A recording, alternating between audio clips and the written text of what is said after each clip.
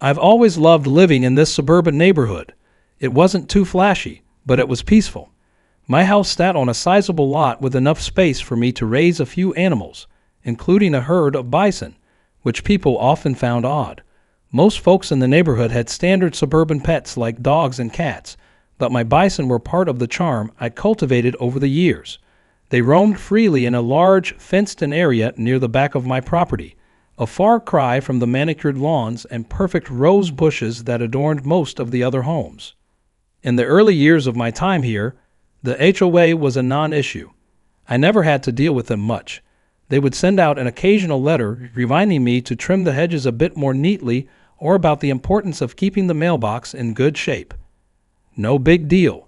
I'd quickly comply, of course.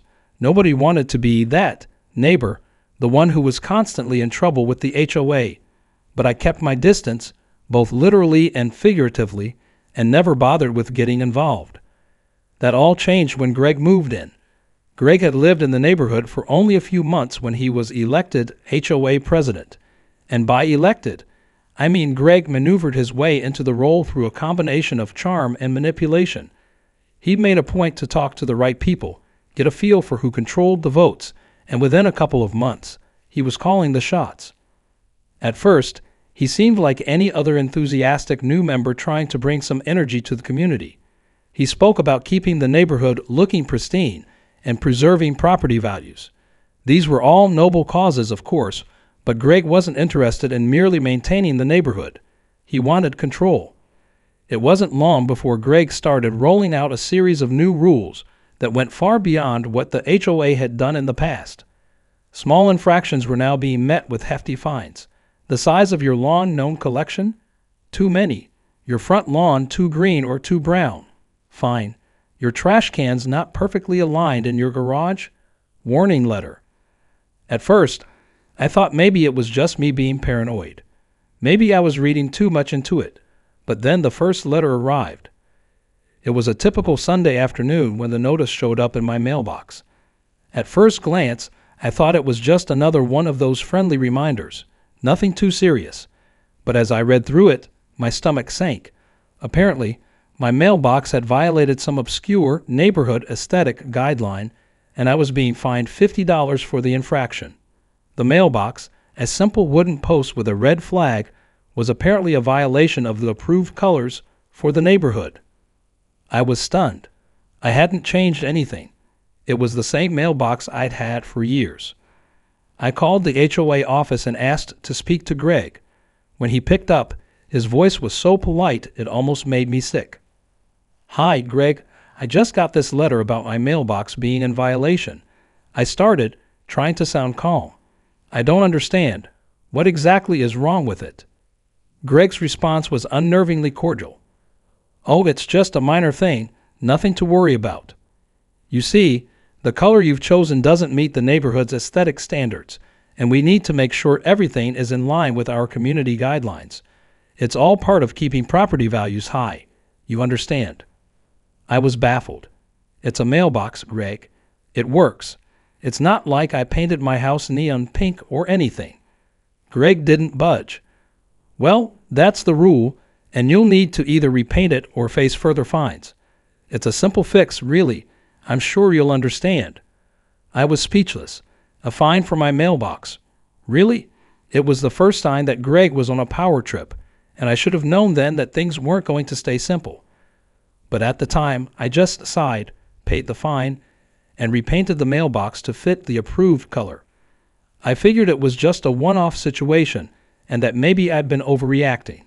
That was the moment I first realized Greg didn't just want to maintain the neighborhood.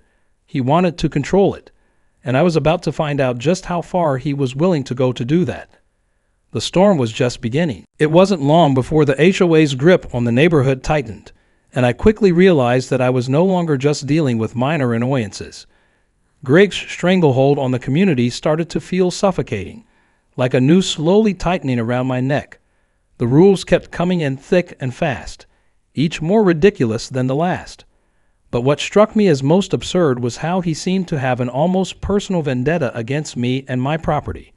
The next issue came about a month after the mailbox debacle. One morning, I found another letter in my mailbox. This time, it was a fine for having excessive fencing.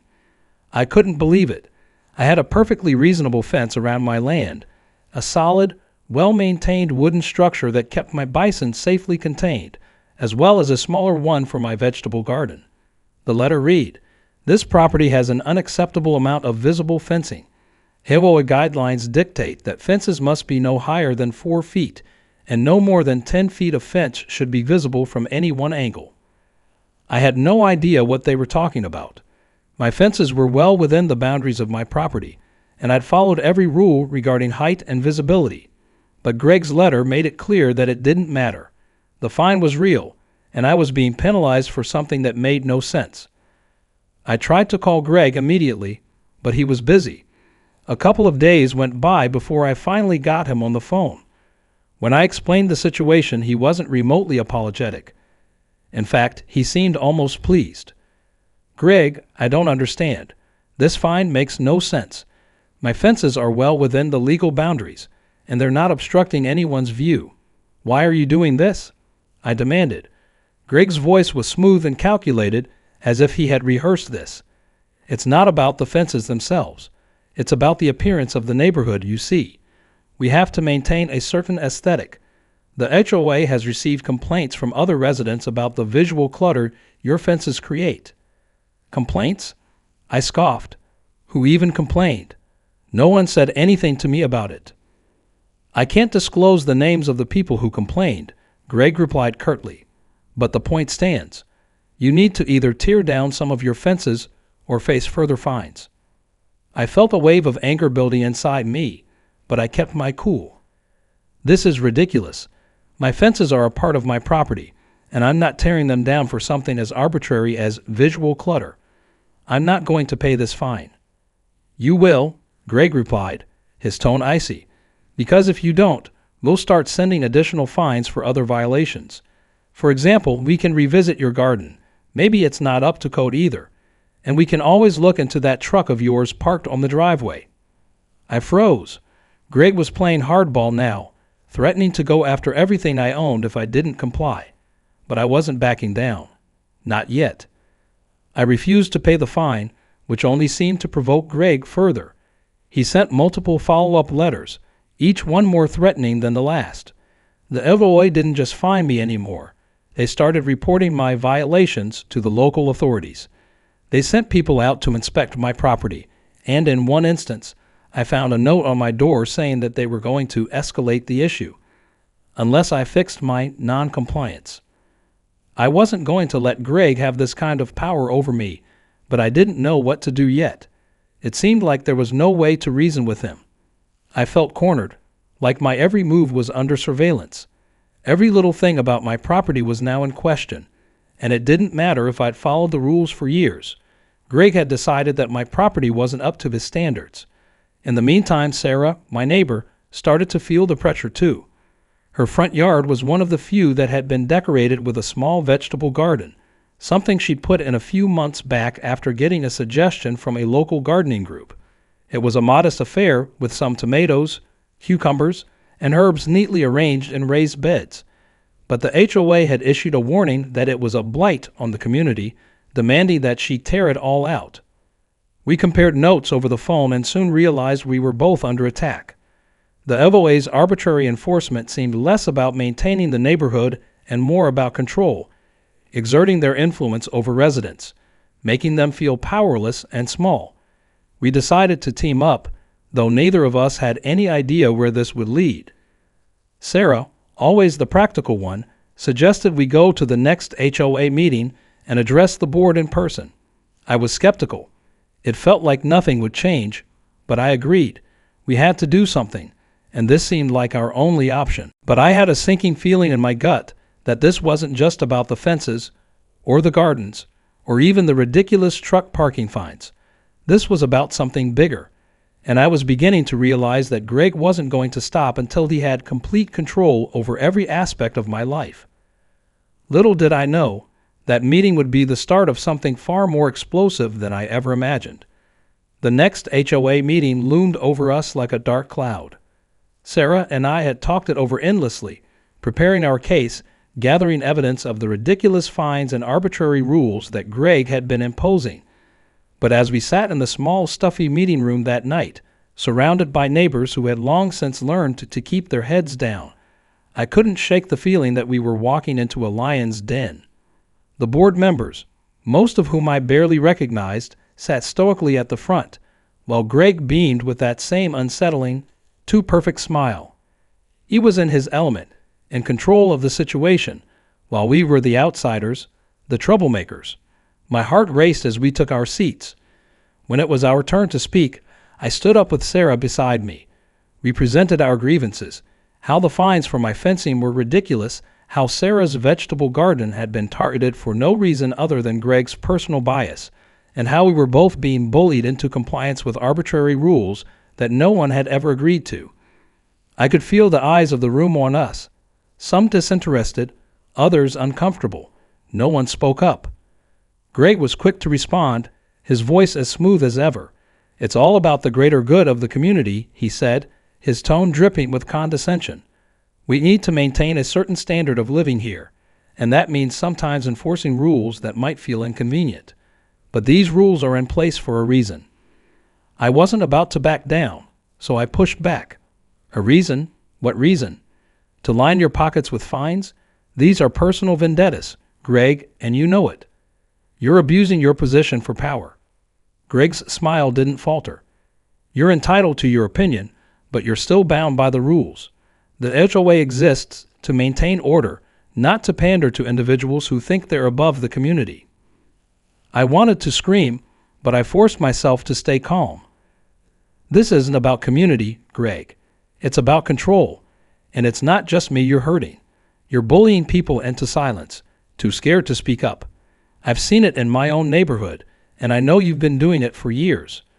Greg's smile tightened ever so slightly, but he quickly recovered. "If you don't like the rules, there's always the option to move out. But until you do, the rules stand." He turned to the rest of the board, who seemed to nod in agreement. The meeting was a disaster. Despite our best efforts, the board sided with Greg, and nothing changed. It was clear to me that the HOA was more of a personal power structure for Greg than a community-driven organization. But I wasn't going to let this go. There had to be a way to fight back. Over the next few weeks, things continued to spiral. The HOA continued issuing fines, each one more absurd than the last. They sent letters for things like the incorrect placement of my garden gnomes, which were harmless and meant to add a touch of whimsy to my property, and demanded that my bison be kept further from the property line. Even though they had plenty of space, Greg's influence was everywhere, and his grip on the board members was suffocating. One afternoon, I received a phone call from Sarah. She was furious. "You won't believe this," she said, barely able to contain her anger. "They've threatened to foreclose on my house if I don't tear down my garden by the end of the week." I was speechless. Foreclosure? Over a garden? That was a step too far, even for Greg. The more I thought about it, the angrier I became. He wasn't just violating our rights. He was ruining lives for his own ego. The breaking point came when I received yet another letter from the HOA. This time, they were threatening to tow my truck. Yes, you read that right. My truck, which was parked on my own driveway. Apparently, Greg had decided that my truck was unsightly and didn't fit the HOA's image of a pristine neighborhood. I had parked it there for years, and nothing had ever been said about it before. But now, out of nowhere, it was a problem. The letter warned me that if I didn't move the truck into my garage or elsewhere, they would have it towed at my expense. I snapped. This was the last straw. How dare they try to control every aspect of my life, even down to where I parked my truck. They had crossed a line, and I wasn't going to stand for it anymore. I called Sarah immediately. "It's time," I said. "We've had enough. We're going to fight back, and we're going to make sure everyone knows what Greg is doing." Sarah agreed without hesitation. We were done being pushed around. I started researching every possible legal avenue I could take. I found loopholes in the HOA's bylaws, and after some careful digging, I discovered that Greg's actions were not just an abuse of power. They were actually illegal. The legal groundwork was laid, and Sarah and I began talking to other neighbors. We discovered that we weren't alone in our frustrations. Several of them had quietly been documenting their own issues with the HOA, secretly taking pictures of Greg's illegal actions, saving correspondence, and recording the violations he was enforcing. The situation had become far worse than I had imagined. What had started as an irritating nuisance had grown into a full-blown war.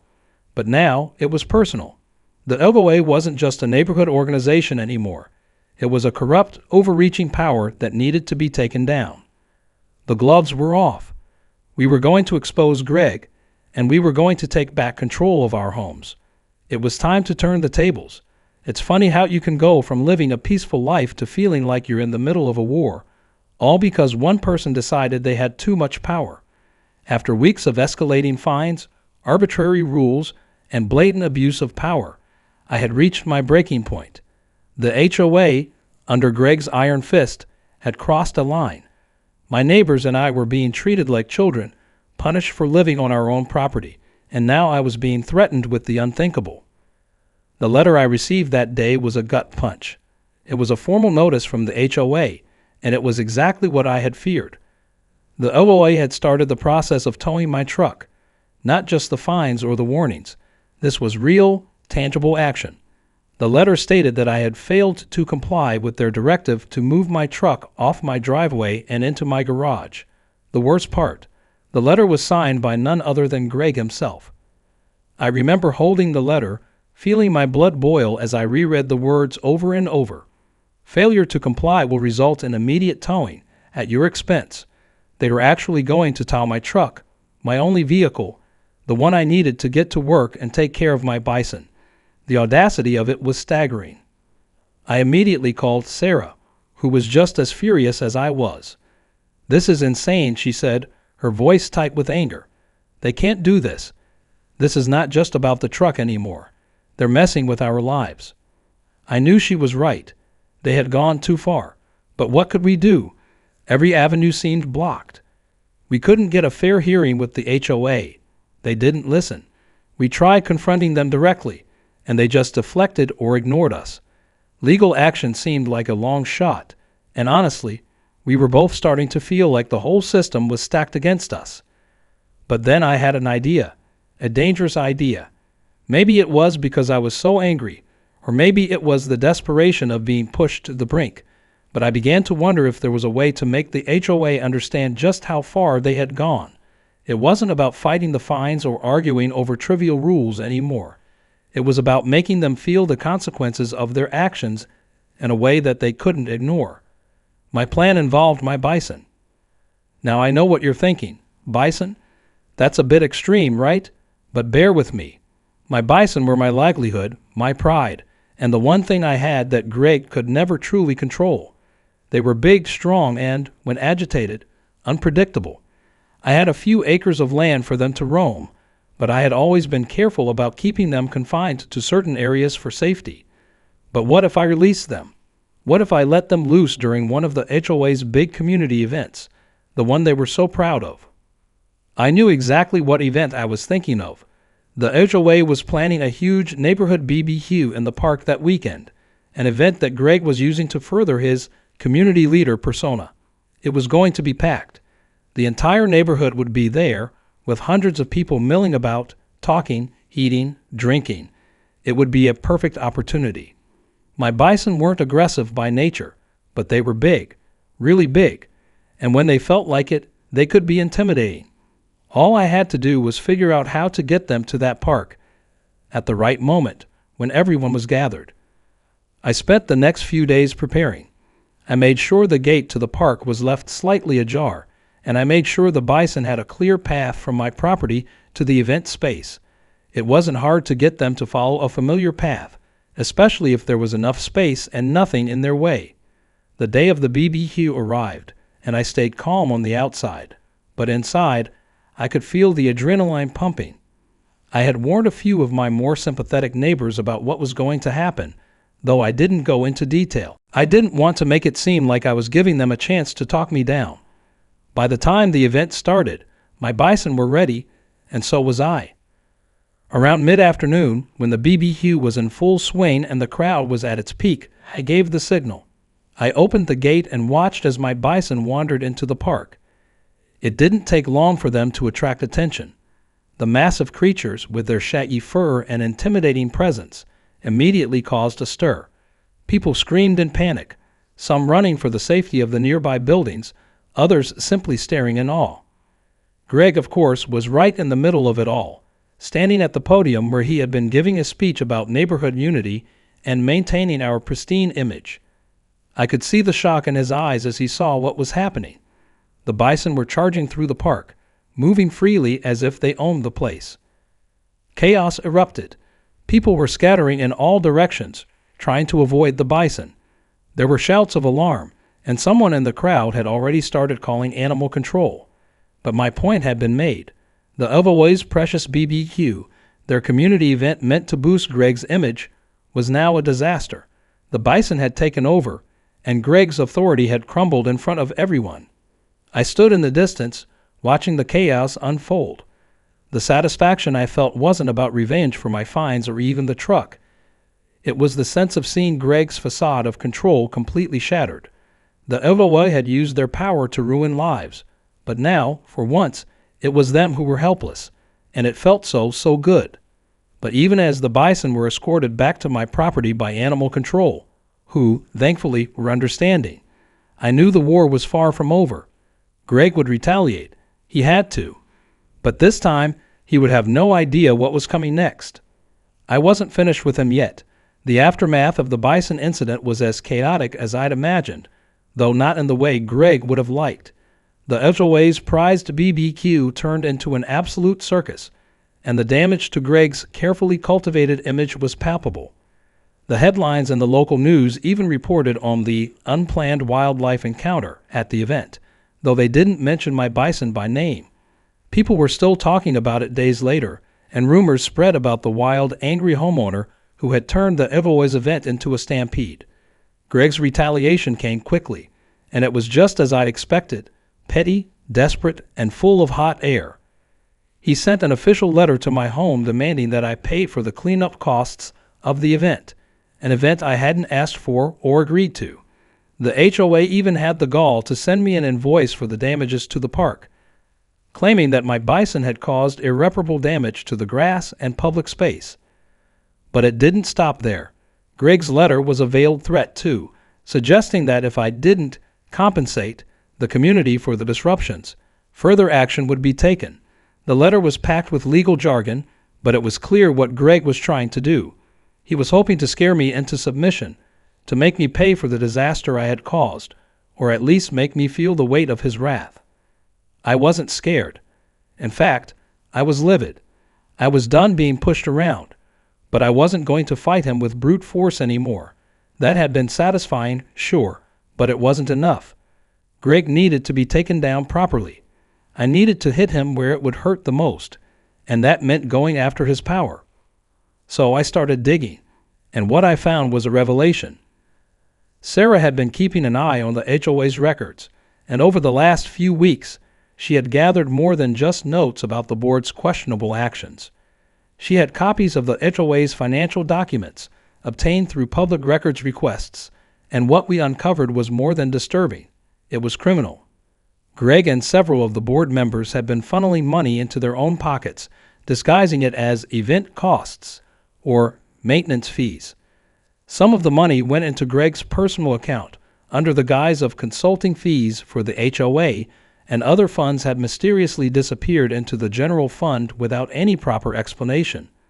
The more we looked, the worse it got. There were multiple instances where the HOA had spent far more money than necessary on things like landscaping, repairs, and community events, all while raising dues on the residents.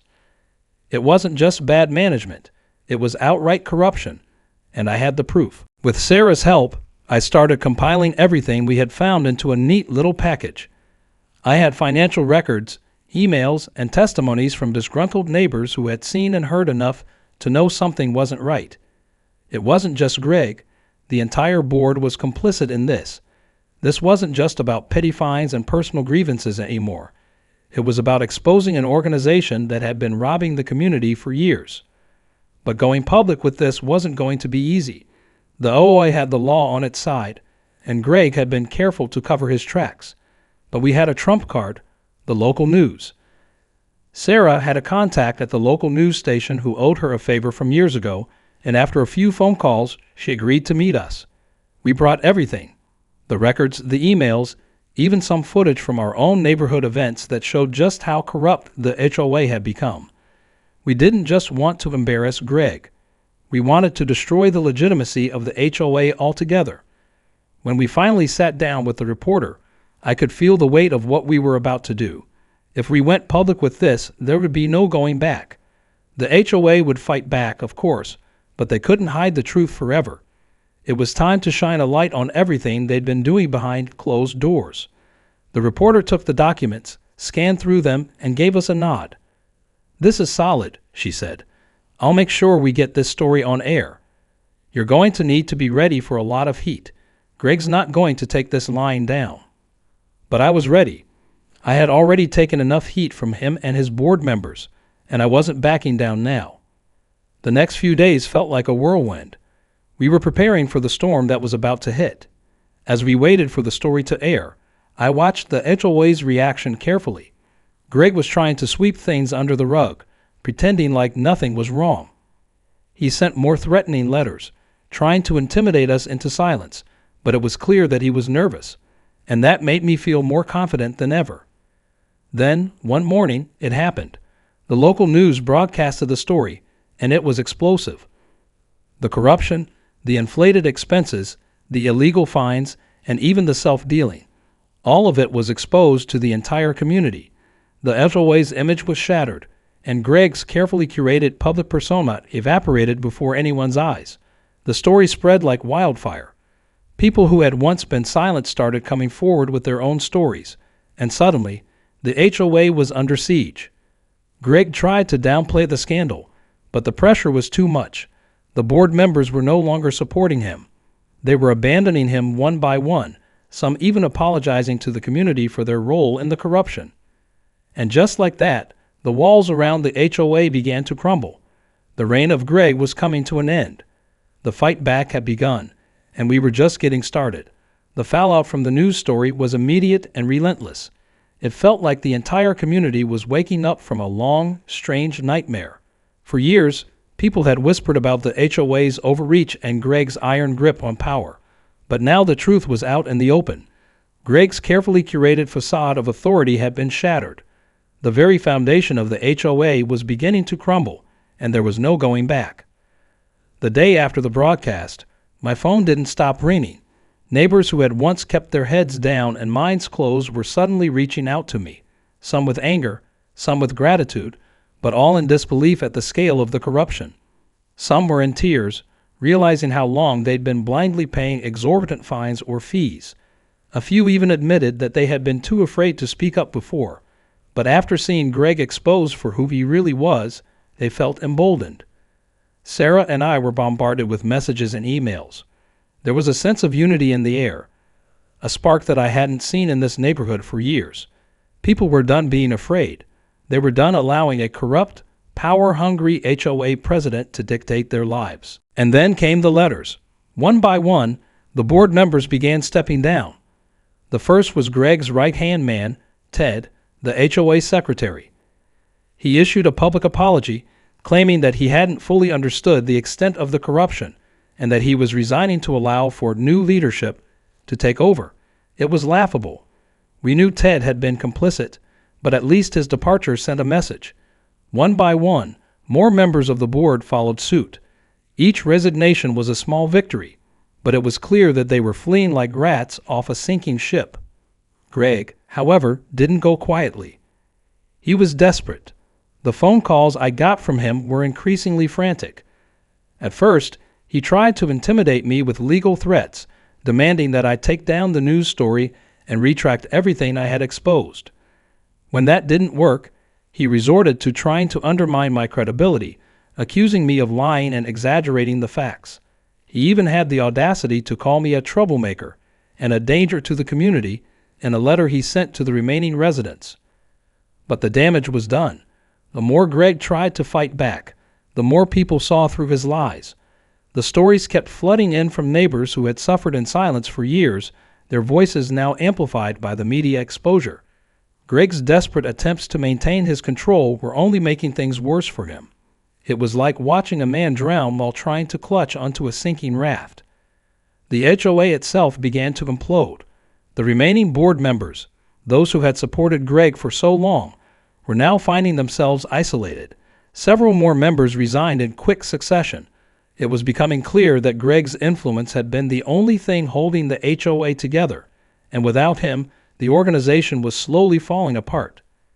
In the meantime, I didn't stop. I wasn't just sitting back and watching the chaos unfold.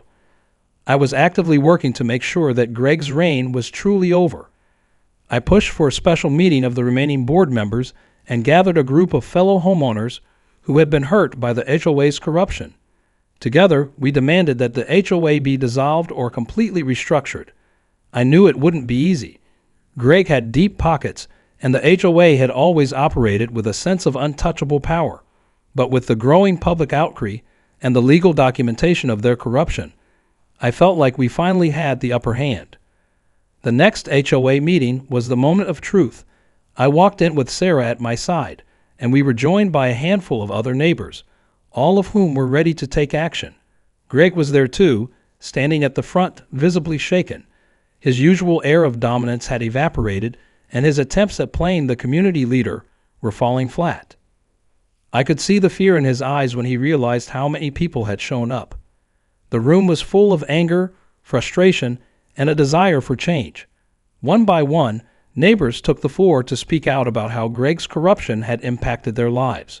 There were tears, there were shouts, and there was a sense of unity that I hadn't seen in this community since I moved in.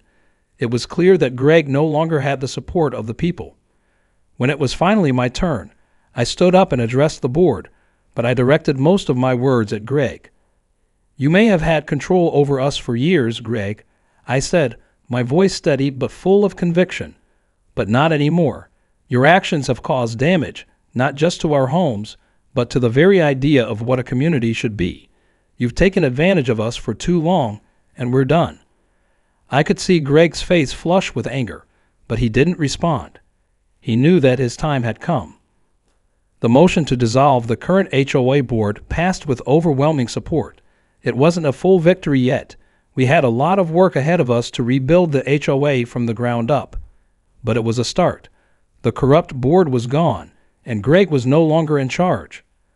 That night, as I sat on my porch, staring out at the land I'd fought so hard to keep, I felt a sense of relief wash over me. I had done it. We had done it. The HOA was on its way down, and Greg's reign of terror was over. But there was one thing I knew for certain. The battle wasn't truly finished until we had completely taken back control. The next phase of the fight had begun, and this time we would make sure the HOA was run for the community, not for the self-serving few. The final showdown between Greg and the homeowners was inevitable, but I don't think even he realized just how badly things were about to unravel for him. Once the news of the board resignations and the dissolution of the HOA board spread, the tension in the community reached its boiling point. People were furious, but now they were empowered. Finally, the ground was shifting under Greg's feet, and he could no longer deny that he had lost his grip on the HOA. The HOA's original bylaws required a special election to fill the vacant positions on the board, but by then, Greg's influence was minimal. I knew this would be the decisive moment. The new board wasn't just a chance for a fresh start. It was the opportunity to remove Greg from any position of power permanently. The entire neighborhood was watching, and they wanted action. I called a meeting. It was time to put everything into motion. Greg tried to push back. In a final, desperate move, he sent out a letter to all residents, warning them that electing a new board could lead to chaos and instability. He painted himself as the last bulwark between the community and total destruction. His letter was full of threats, insinuating that things would get out of hand if the homeowners were allowed to choose their own leadership. It was classic Greg, a manipulative attempt to cling to whatever power he had left. But it was too late. People saw through his lies. A petition went around demanding an emergency election, and it gathered signatures faster than Greg could muster a defense. Neighbors who had once been silent now found their voices, and it was clear that Gray had become the villain in their story. The day of the election arrived, and it felt like a high-stakes showdown. The meeting room was packed, people standing in the back and lining the walls. The air was thick with anticipation, and the chatter in the room was filled with a mix of anger, frustration, and hope for the future. Greg stood at the front, glaring at the crowd, his face red with rage. He was trying to maintain his cool, but it was obvious. His time was up. The same man who had once controlled every aspect of our community was now fighting for survival. For the first time, the power dynamic had completely flipped. I could feel the momentum building. My neighbors were ready. It was more than just voting for a new board. This was a chance to reclaim our homes from the clutches of an authoritarian system. I had already nominated myself for a board position, not for power, but to ensure that the HOA would never again be a vehicle for corruption. This was about giving people a voice and fighting for fairness. The ballots were counted, and when the results were announced, the room erupted. Greg's attempt to control the HOA had failed spectacularly. Not only had he lost the election, but the new board members, the ones who had the community's best interests at heart, were ready to take action immediately. The people had spoken, and Greg was no longer in a position to make decisions for us. But Greg wasn't finished fighting. He tried to hold on to this position as President Emeritus, a new title he created for himself, claiming that his years of service gave him the right to remain involved in the HOA's decision-making. He argued that his experience was irreplaceable. It was laughable. His so-called experience had been built on extortion, manipulation, and unethical practices, and now he was trying to spin that into some form of legitimacy. I wasn't having it.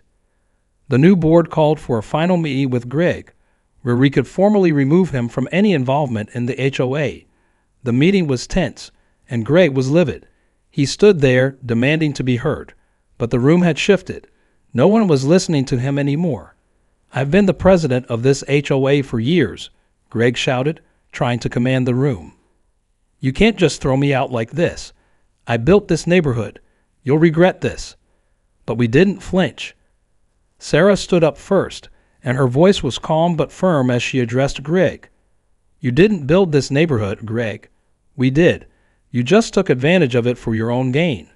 I joined in, my voice steady but full of conviction. "You had your chance, Greg, and you blew it. It's time for someone else to take the reins, someone who will do right by the community." The room erupted in applause. Greg was furious, but it was clear that he had lost all support. He tried to make one last-ditch effort to save face, but no one was buying it. He was escorted out of the meeting by security, and that was the last time anyone saw him at an HOA function. With Greg gone, the new board quickly got to work, implementing the changes that were long overdue. The new leadership was transparent, accountable, and committed to creating a fair system for everyone in the community. The changes didn't happen overnight, but the HOA was transformed. No longer was it a tool for a select few to exploit. It was now a cooperative effort between homeowners, working together for the common good. And as for me, I took a moment to reflect on everything that had happened. It had been a long, exhausting battle, but it had been worth it. I hadn't just taken down Greg. I had reclaimed my home, my land, and my community. We had all done it together. The sense of justice was palpable. We had fought for our rights, and in the end, we had won. The HOA was no longer a nightmare. It was, for the first time in years, a place where homeowners had a voice, and they knew it. And Greg? Well, the last I heard, he moved out of the neighborhood.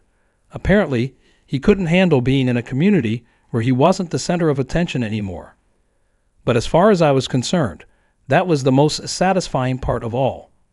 The days following Greg's ouster were a whirlwind, but in the best way possible. It was as if a weight had been lifted off the entire neighborhood. People were more relaxed, more hopeful. The mood in the community shifted, and it wasn't just because we had finally taken down the most corrupt HOA president in history. It was because we had reclaimed something that belonged to all of us.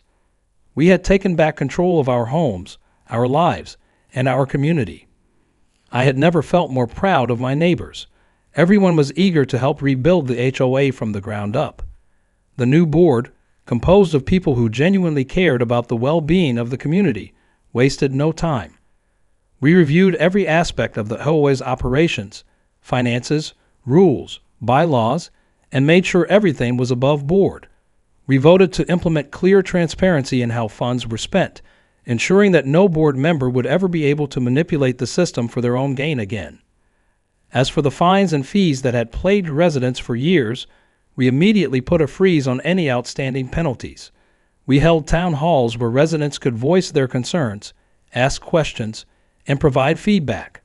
The HOA was no longer a faceless bureaucracy. It was a living, breathing part of the community, shaped by those who lived here. In the weeks following Greg's removal, I spent a lot of time reflecting. I had started this fight as a homeowner who had just had enough, but by the time it was over, I had become something more, a symbol of what could happen when a community banded together against injustice. It wasn't just about me anymore. It was about everyone who had ever felt powerless under Greg's reign. But there was one question that lingered. Was it all worth it? Was the cost of all the chaos, the fighting, and the legal battles worth the victory? The answer was simple. Yes. The community was thriving. People were engaged, participating in events, and volunteering their time to make the neighborhood better. The tension that had hung in the air for so long was gone, replaced by a sense of unity and shared purpose. The HOA meetings, which had once been tense and combative, were now filled with ideas and collaboration. We had created something real, something that wasn't about power or control, but about creating a place where everyone could feel at home. But the victory wasn't just about changing the HOA.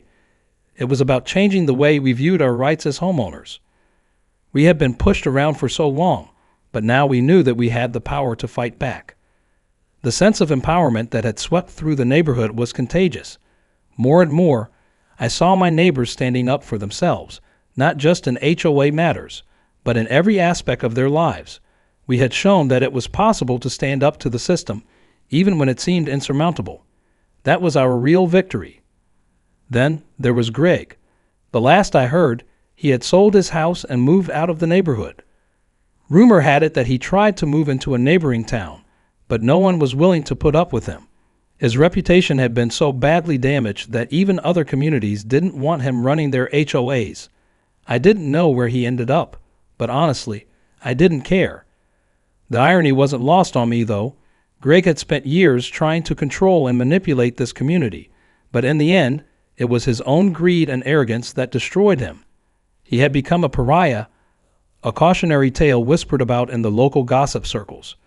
The man who thought he could hold the community hostage had been reduced to a footnote in its history. I did get one final letter from him. It was a few months after the election, long after he had moved out. It wasn't a long letter, just a few lines, but it struck me. I hope you realize what you've done. You've torn this community apart. You've turned us against each other, and now there's nothing left but chaos. I laughed when I read it. Greg clearly didn't understand what had actually happened. The community wasn't torn apart. It was united. The chaos he had feared wasn't the result of our actions. It was the result of his own corruption. He had made his bed, and now he was lying in it. In the end, the HOA didn't just survive. It thrived. The changes we made were only the beginning. The real transformation came from within the hearts and minds of the people who lived here. We no longer let ourselves be pushed around by a few power-hungry individuals. We had learned that we had the power to shape our own future.